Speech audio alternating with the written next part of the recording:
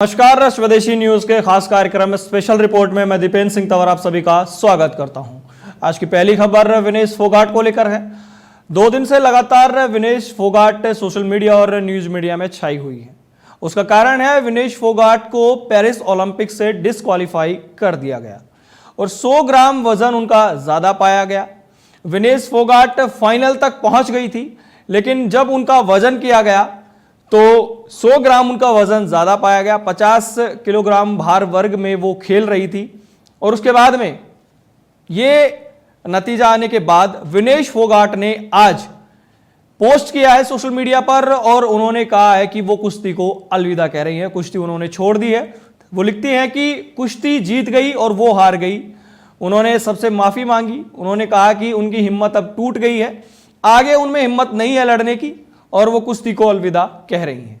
विनेश फोगाट लगातार अच्छा खेली और जो वर्ल्ड की नंबर 1 रेसलर थी कुश्ती के अंदर, उसको हराकर वो फाइनल में पहुंची थी। लेकिन फाइनल से पहले ही ये सब हो जाने की वजह से उन्होंने अब संन्यास की घोषणा करी है। और इस पूरे मामले में जो उनकी बहन है बबीता फोगाट, फिलहाल वो भाजपा में है और चुनाव भी लड़ चुके हैं भाजपा की तरफ से। एक बड़ी नेता के रूप में जानी जाती हैं, वो युवा नेता है भाजपा की। कुश्ती में उन्होंने भी कई बड़े मुकाम हासिल किए हैं, बड़ा नाम है उनका भी। और एक पिक्चर आपने देखी होगी जिसमें उनके और उनके फादर पर ये फिल्म बनाई गई थी, बबीता और गीता फोगाट। अब जो उनकी चचेरी बहन है वो, उनका एक बयान सामने आया इस पूरे मामले को लेकर। देखिए बबीता फोगाट का ये बयान। जब मुझे ये पता चला, क्योंकि वास्तव में पूरा देश जो है गोल्ड के इंतजार में बैठा था, और आज मैं कह नहीं सकती, मतलब दुख बहुत हो रहा है ये सुन के भी और देख के भी कि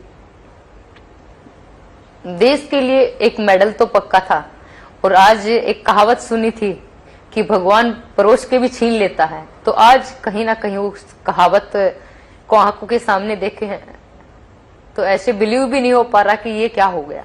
लेकिन हकीकत ये है कि जो इंटरनेशनल रूल है वो यही कहते हैं कि आप जब वेंग पे जाते हैं तो 1 ग्राम की भी छूट नहीं होती है, क्योंकि ऑलरेडी मैं खुद एक बार डिस्क्वालीफाई हो चुकी हूँ वेंग की वजह से।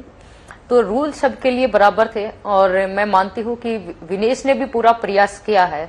जितना हमें पता चला, जितनी हमारी बातचीत हुई है और जितना स्पोर्टिंग स्टाफ ने जो बताया है कि वो पूरी रात से जो है, हालांकि बजरंग ने भी बयान दिया है कि पूरी रात से विनेश वजन घटाने के लिए लगी हुई है और पूरा सपोर्टिंग स्टाफ जो था वो भी उनको वजन घटाने में पूरी तरह से सहयोग, पूरी रात वो सोए नहीं, पूरी रात सिर्फ वेट घटाने के लिए उनको, ताकि वो वेट घटा पाए। जस्ट 100 ग्राम की मुझे लगता है कि अगर थोड़ा सा समय और अगर उनके पास होता तो वो वेट 100 ग्राम भी घटा लेती, क्योंकि जब 2.5 kg मुझे पता चला है कि रात को 2.5 kg वेट जो था वो ज्यादा था और सुबह तक सिर्फ 100 ग्राम ही बाकी था। लेकिन जो टाइम पीरियड होता है, टाइम पीरियड के दौरान ही हमें वेट से अगर ऊपर टाइम चला जाता है तो फिर वो डिस्क्वालीफाई, कोई भी एथलीट हो वो डिस्क्वालीफाई हो ही जाता है।